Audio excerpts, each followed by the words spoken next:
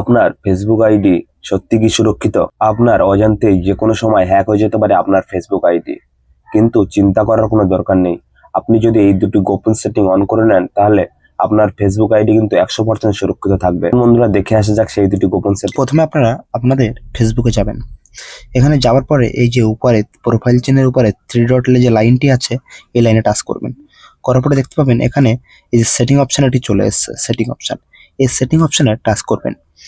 করার পরে এখানে কিন্তু প্রচুর অপশন চলে আসবে।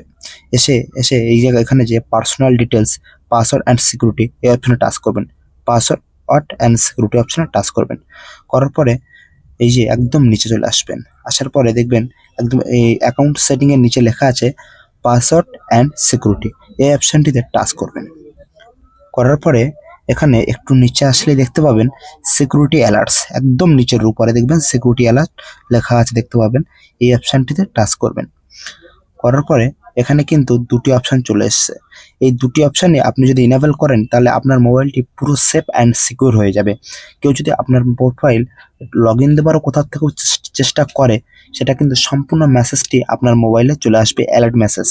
তাই এই দুটি অপশন অবশ্যই ইনেবল করে নেবেন যদি আপনারা আপনাদের ফেসবুকটিকে সুরক্ষিত রাখতে চান। আর এইরকম আরও ভিডিও দেখতে আমাদের চ্যানেলটি ফেসবুক হলে ফলো করবেন, ইউটিউব হলে অবশ্যই সাবস্ক্রাইব করবেন।